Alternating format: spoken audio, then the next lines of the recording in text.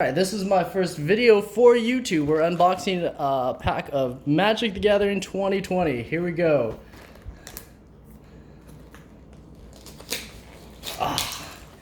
So exciting, unboxing it for the first time.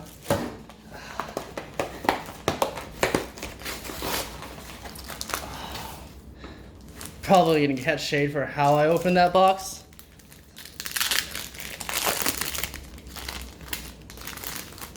So we have here the token in the front, and then a land, and then a foil for some reason, and then Seer of Truth. So they have the rare in the front. So yeah, these must be produced in Japan. Look at the top 3 cards of your library, put one of those cards in your hand and the rest on the bottom of your library in any order. If the spell is cast from anywhere other than your hand, put each of those cards in your hand instead. That's fascinating. And then we got a Light of Promise, which is a thing. And some terrible cards. So we're gonna start the talking trash train early here. That pack wasn't great, but I got an arena token. Gas. And your favorite, Brash Taunter. So this card is a 5/5 or 1/1 for 5 goblin that has indestructible, and for 3 you can tap it and it'll make it fight another creature. When you fight it, it'll deal damage to the opponent equal to the amount of damage of the creature that fought this goblin. It's any damage that gets dealt to it, you fling back at yourself. It's not just from the fight. So any damage. Yeah, you can block and then you can do it. So blocking, it blocks well, it attacks well, it cuts Julian fries. You can attack your own creature too. And then I got this card. What is this? Enthralling Hold. I don't know what that's about. But I got this Pursuit. I got a giant whale, which is great because I love these stupid whales. Well, tribal. Whale Tribal. We're going to build Whale Tribal later, and that's definitely going to be a thing.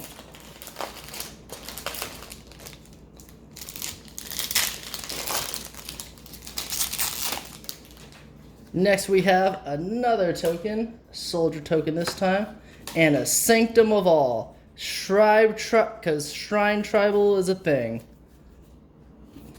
Bunch of other cards here. I'm going to get my alternate arts and my foils to the side, as well as my lands.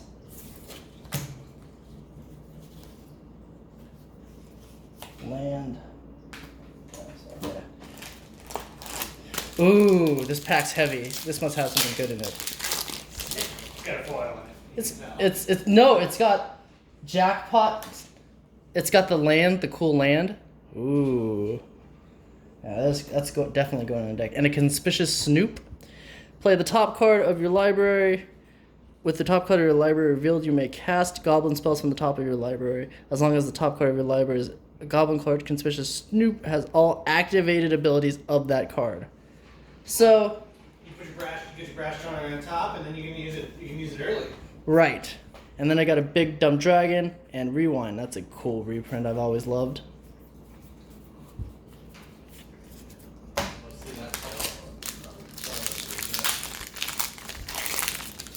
I know, right? And this is the weird token that goes along with what's that sorcery? Implosion or something like that? Experimental Overload. There's the token, which means I am definitely doing it. It seems like a good card. And Joriel, I'm not even gonna try that card. That card's a freaking nightmare. Ooh, I got a Kraken for my C-Force deck and a bunch of other random derps.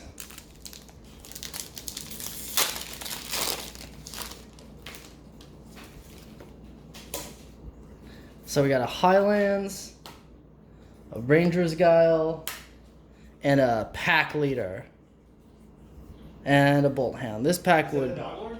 Yes, this is the Dog Lord people were talking about, where other dogs you control get +1/+1 whenever Pack Leader attacks. Prevent all combat damage that would be dealt to this turn to dogs you control. Because since it's a dog, it can attack in and not worry about getting destroyed because it itself is indestructible. It's a dog and it gives itself indestructible.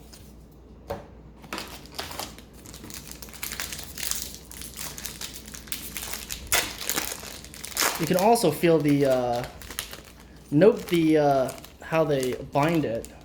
It's also indicative of the Japanese packs. They also feel they feel slicker than the American packs. All right, here we have Teferi's Ageless. Tentacle goo all over it. Huh? They move with that tentacle goo. They use the tentacle juice. That's how you know it's authentic Japanese cards. This guy's gonna get banned. If you would draw a card except for the first one, first one you draw in each of your draw steps, draw 2 cards instead. So basically, more card advantage.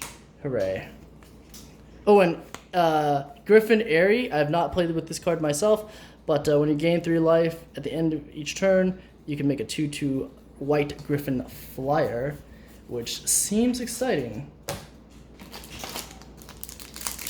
Off to a great start so far. Ooh, in this pack we have the 4/4 Angel, a land, and Infernal Scarring. How about that? And we got a Stormwing Entity. It's a 3/3 flash for 5, flying for 5. Has prowess. This spell costs 2 and a blue less to cast if you've cast an instant or sorcery spells this turn. And then when it comes into the battlefield, you get to scry 2 all the way at the bottom there. How exciting. Scry advantage. Bunch of other cards.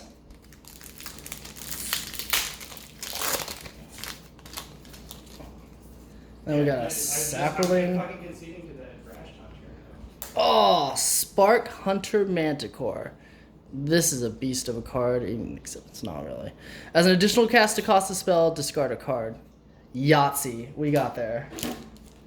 Eliminate. This is also a premium Magic card right here. It's all.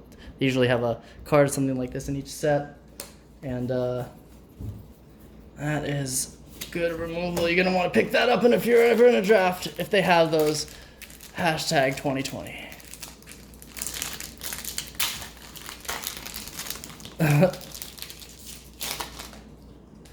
Ooh, Goblin Wizardry.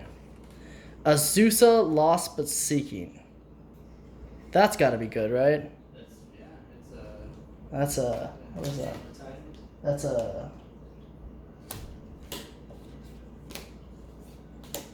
It's a rare. I should really read that.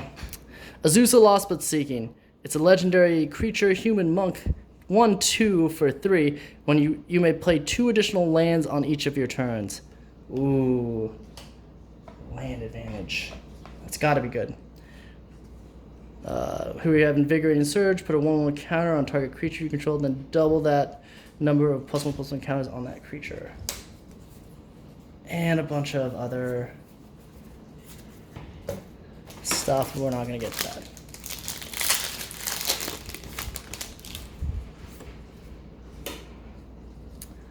Oh, this is what the treasure tokens look like. I'm not too sure what the treasure tokens are for in this. Oh, it's for the dragon. There's a dragon that makes treasure tokens. Let's hope we get the dragon. Here's a land. Just inconsequential. Here's a foil special land.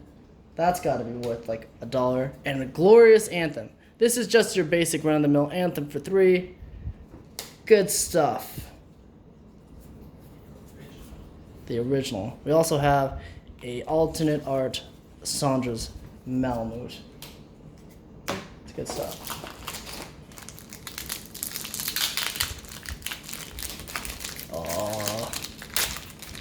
What do we have next? The anticipation is killing me. We got... Oh, there it is. I opened the combo. Gadrak, the Crown Scourge, right there. And goes along with that treasure. That's how you open packs. That's the right way to open packs, if you have the choice. Flying. Gadrak, the Crown Scourge, can't attack unless you control 4 or more artifacts. This being the artifact treasure token. And he makes them. At the beginning of your end step, create a treasure token for each non-creature that died this turn, if it's an artifact. So That's what that goes with. It's a big dumb dragon. And then Unsubstantiate is a good bounce spell.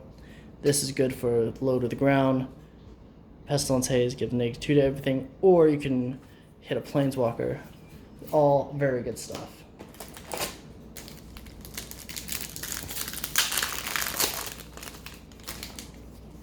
I should have thought about more about how to name this later. So this is a Temple of Malady. It's our rare. It's your basic run-of-the-mill Scryland. Here we got another shrine. These seem to be hard to come by. I've only seen a few of these shrines, and they seem to be very hard to build as a deck.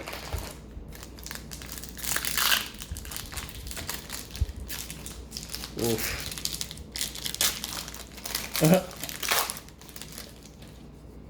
Oh, we got the bird token. That's a fun one.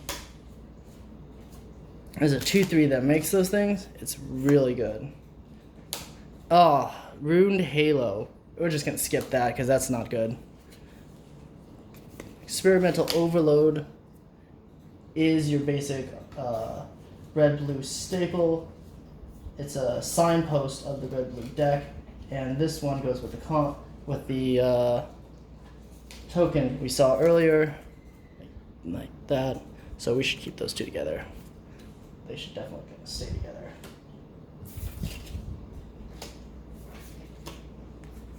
The Feral and Flying, good trick.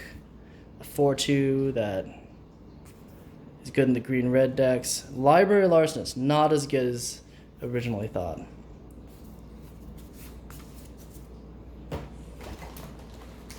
Ooh, there's something good in this one. There has to be, right? Good stuff, good stuff, good stuff. Oh, a zombie token. And a land, and a foil, Gadrak. It's all shiny. It's a shiny Gadrak. And here we have a Chandra. It's probably not that great.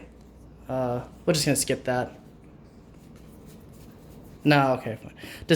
Discard your hand and exile the top 3 cards of your library. Until end of turn, you may play these cards exiled this way. So it's only card advantage for that turn. A little less good than I thought, but still excellent card advantage. And then it can also shock somebody for a +1, which is any removal on a repeatable body is always good. But yeah, our first ever Planeswalker open, which is pretty exciting. Called Shots. Ooh, a Defiant Strike. That's worth nothing. And another Temple. We got the blue-green Scryland. Oh man, if you came here to Scry, you came here to the right unboxing here. Volcanic Geyser. A lot of people pass this card. Do not pass this card. Great card. Red X, Volcanic Geyser deals X damage to any target. Kill your opponent out of nowhere, it will. Always pick up that card. If you're in Seal in the draft. And if it's on the floor, also pick up that card. It's a great card. Don't leave Volcanic Geysers on the ground. That's just disrespectful. Another land. This time the red-black. Ooh, Hooded Blightfang. I love the design of this card. It's a 1/4 for 3, or 1/4 for 2 and a black. It has Death Touch. Whenever a creature you control with Death Touch attacks, each opponent loses 1 life and you gain 1 life. Whenever a creature you control with Death Touch deals damage to a Planeswalker, destroy that Planeswalker. Ooh, kill everything and life gain. Exciting. And a bunch of other cards. Anything else? I haven't seen the trick yet. Come on, Eugene! No, this is not going to be Eugene. I don't feel like Eugene in this one. Oh, wait, no. It's just a Grim Tutor. That's... Oh, just a Grim Tutor and a fancy land. But, you know, I should probably talk about this card. This This black, black, and 1, which searches your library for any card. Put it on top of your hand.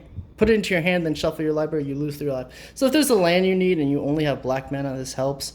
Or if there's a bomb in your deck, this helps. Don't take it in draft. It's not as good as you think. Unless you have a bomb, definitely use it in your EDH deck. Put 5 of these in your EDH decks, or don't, since it's against the rules. Here we have only our 3rd shrine. It's the white shrine this time.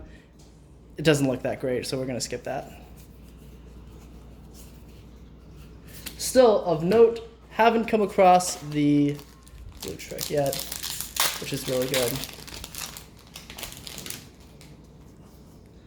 Alright, another zombie token, another land. Oh! Sublime Epiphany, it's a pretty good card.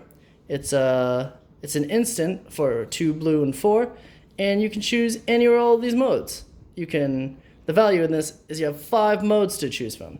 Here we go. You can either counter a target spell or counter an activated spell or ability. That seems busted. Return target non-land permanent to its owner's hand. Create a token of something, and target player draws a card. Most of the time, that's gonna be you. So you can bounce something and counter something else. Really wreck somebody's combat. If you want to mess up someone's day, you play this in your deck. Any deck, really. And then we have Fierce Empath. This guy just basically looks for your Colossal Dreadmaws. None in here. This is your run-of-the-mill Grasp of Darkness. This card's amazing. Black, black. Give something -4/-4. Ruin someone's combat step. That's always fun. I feel like these videos should be longer because they spend more time talking about the cards. But we're not here for that. We're just here digging for good stuff, like Azusa's and stuff and things. That card's good. Ooh, a Griffin, a land, and a Sovereign Feline. Yes, this is what we're here for. The kitties. 2/3 for 2 and a green. Other cats you control get +1/+1. I know, other cats. Yeah, that one didn't get it +1/+1. And protection from dogs. This is the cat. See, it's knocking over that artifact. It just knocks over enchantments and artifacts. When one of our cats you control deals combat damage to a player, destroy up to 1 target artifact or enchantment that player controls. Ooh, knock over their enchantments. Another Volcanic Geyser. This card's great. Experimental Overload. Another great signpost in common. Rousing Reed is a great enchantment. Let's talk about this for a minute. It's blue and 2. It gives something flying, and you can also draw 2 cards and discard 1. Excuse me. Dies. And here we have a Bent Bosri's Acolyte. That's alternate art. It doesn't look anything like the other ones. It's also faded. Probably not worth anything, right? I don't think being faded in bed generally increases the value of a card. What? Well then, my cards aren't worth that much. Here we have a Liliana Walker of the Dead emblem. Let's hope we get that someday. A Treacherous Greed. Foil, of course, because who wouldn't want a Treacherous Greed foil? And your Chandra's Incinerator. Your run-of-the-mill 6/6 for 6. This spell costs X less to cast, where X is the total amount of non-combat damage dealt to your opponents this turn. A lot harder to deal non-combat damage. Yeah, how do you deal non-combat damage? Shock. Waste a shock. So you shock something and this thing costs 4 for a 6/6? That doesn't seem good. Or you could bolt something and then cost 3? It doesn't seem good. It doesn't seem great. So you have to deal a bunch of damage just to make this thing slightly cheaper? That's terrible. Spend mana to do it. Like if you have the dog, Chandra's Magnet. This card is a blowout and a half. Unleashed Fury. See how angry that guy is and how upset that Minotaur is? That will be your opponents when you play this card. Double the power of target creature until end of turn. It pretty much just doubles something's power like quickly. Opt. Opt is always a great card. Cycle. Garruk's Great Horn. It's just a 7/3 alternate art. Moving right along. Jay Leno. It's weird how we view Jay Leno at the time versus how we view him now. So we have Thornwood Falls, another land. An island, shiny land. And this card, what does this do? It's a Baneslayer Angel. Never heard of it. No, yeah. The art looks cool. It's a white for 3, 5/5, flying, first strike, bunch of keyword abilities, lifelink, protection from demons and dragons. This card's great. Blows people out all the time. Makes combat terrible for anyone facing down something with 5 power and 5 toughness. Oh, card's amazing. I'm gonna go over there.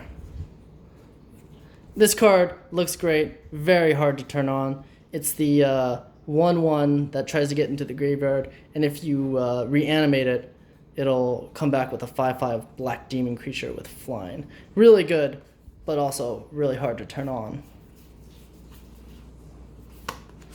Spellgorger Weird, another outperformer in this deck.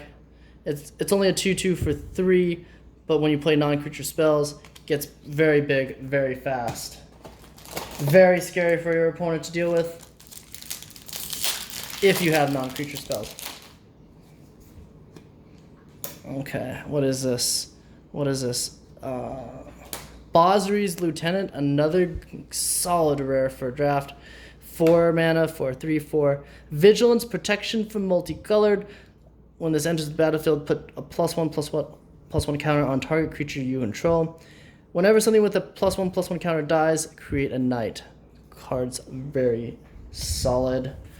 Our 4th shrine, this is the red shrine.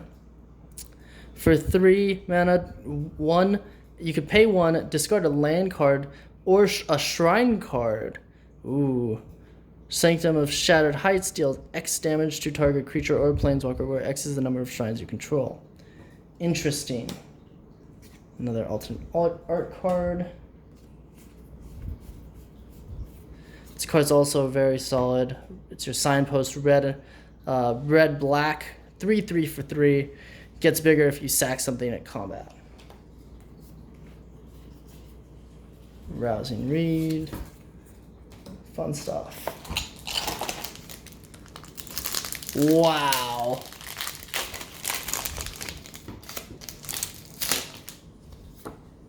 Ooh. So here we have an alternate art forest. Another card. Ooh, this card's pretty exciting. Baron Tolaran Archmage. It's very blue. 2/2 for 3. When this guy enters the battlefield, return up to 1 target creature to your opponent's hand, to its own, or planeswalker to its owner's hand. So you can bounce something of yours, or bounce something of theirs. And if you bounce something of yours, it'll activate the second ability, which is at the beginning of your end step, if a permanent was put into your hand from the battlefield this turn, draw a card. Draws pretty well. And this is Gourmand. It's a 5/5 for 6. As an additional cost to cast the spell, sacrifice a creature. You can get around that if you somehow loot this into the graveyard or discard it somehow, and then animate it back. And then you can get the trigger, which is when it enters the battlefield, each opponent sacks a creature. So that's good in draft. You're sealed. Your combo. That'd be a great combo in sealed. The next card up is Obsessive Stitcher. It's a 0/3 for 3, and what it does is you can tap it to loot, which is draw a card and discard a card, and then you can pay 2 black and a blue to sacrifice a Obsessive Stitcher, and then return something from the graveyard to the battlefield. So you ditch this, and then with Obsessive Stitcher, and then you bring it back on turn 5 or turn 4. Yeah. It's really good with the first tutelage too, because you're just like milling them for 2 every turn. Oh, the bonus of milling somebody. This is It's good. your basic mind control for 5. They added the extra mana to kind of even it out, and you can't choose untapped creatures. So the creature has to be tapped, which balanced this card out fairly well, I think. Ooh, Fish Tribal. This is a 7/7 shark. Completely outperformed in this format. You slap a Rousing Read on that and give it flying, and a 5/7 or a 6/8 flying Hexproof Shark. Really good. Go ahead and stuff that in your pipe and smoke it. And later in the pack is Rousing Read. Well, this is a great pack in sealed, terrible pack in draft. That's the combo right there. Go for it.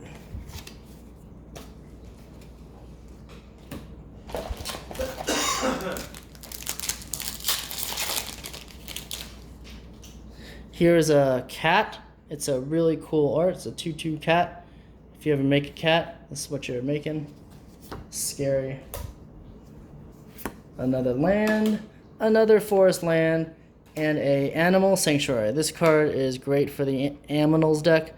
Pay 2, put a +1/+1 counter on target bird, cat, dog, goat, ox, or snake. Don't play this card. Ooh, Havoc Jester. What does this do? Whenever you sacrifice a permanent, it deals 1 damage to any target. All right, that seems good. That's a good sacrifice trigger.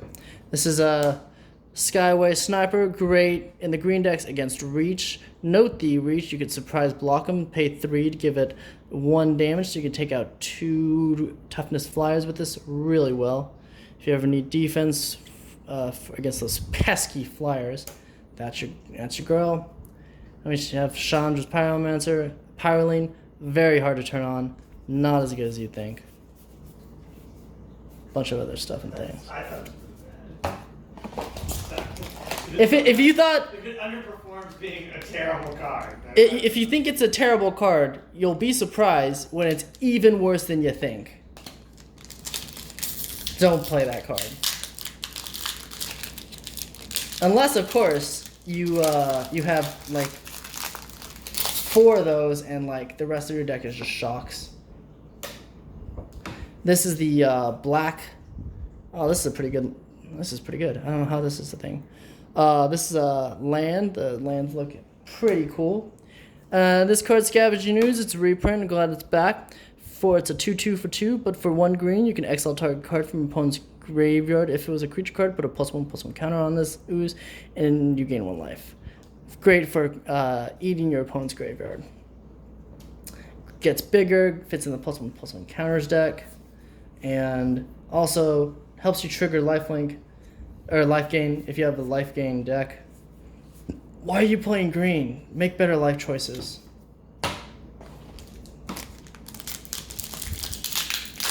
We're not going to talk about Bad Deal because that card seems kind of fair.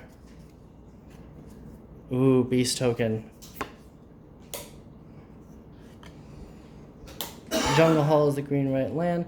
Primal Might is the foil rare in this pack. Target creature you control gets +X/+X until end of turn. It fights up to 1 target creature you don't control. Is that any good? That's removal, right? Primal. Ooh, look at that shine.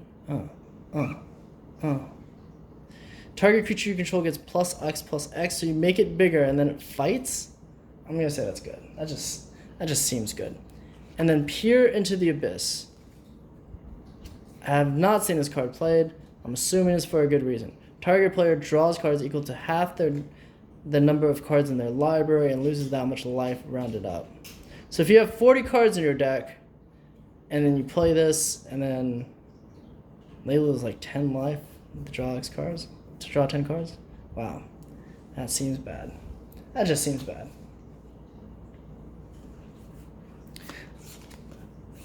Ooh, we got fixed Danto Vanguard here. Seasonable Hobblade, 3/1 for 2. discard a card, tap Seasonable Howlblade, and it gains Indestructible. Seems to attack in very well, and it does give you card disadvantage. That one card could be huge.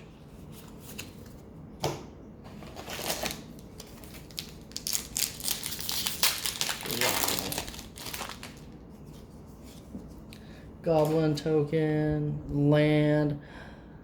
What the heck is this? It's a song. Is it a hot goblin this time? It's a fiery goblin. And then we have a rare and a mythic. Are we allowed to do that? I guess so. 7 chromatic. For 7 you can play this Chromatic Orrery legendary artifact. It's a mythic. When you may spend mana as though it were any mana of any color. Tap and add 5 colorless mana. So it basically produces 5 mana of any color, and for 5, and you can tap this and draw a card for each color among permanents you control. Ooh, that's going in a 5-color EDH deck somewhere. As will this. It's an alternate art Solemn Simulacrum, 2/2 artifact golem. Jealous, man. That's awesome. That's probably okay. You can search. It comes into play for 4. Searches your library, gets you a land, and it dies and it draws you a card. Massive card advantage and a 2/2 body. As does this. It's a cultivate. Gets 2 lands. One of them in your hand. One of them on the battlefield. Great. Well, that pack was pretty decent, I would say. Solid, very solid. Here's the demon token. It's a fat demon. That demon is thick. Has flying. Alternate land. The islands in the set, or the alternate lands in the set, are pretty cool. Ghostly Pilfer, 2/1. Whenever Ghostly Pilfer becomes untapped, you may pay 2. If you do, draw a card. Whenever this opponent casts a spell from anywhere other than your hand, draw a card. Discard a card. Ghostly Pilfer can't be blocked this turn. So basically, makes it unblockable if you discard a card. Also, I don't think it's that good. it doesn't seem that good. When I played it, it didn't seem great. I also played it and it didn't seem great. It does eat a kill spell. Or it just does that. It gets in, but it's don't count on it breaking the game. Scorching Dragonfire is pretty fun. Wah wah. Yeah, I got to play it, and it did draw, I think, a card, but it got in 2 damage, 8 kill spell, and drew a card. Liliana Standard Bearer. It's a 3/1 flash. When it enters the battlefield, draw X card. Is this the rare? Yeah. Enters the battlefield, draw. What is this? Draws X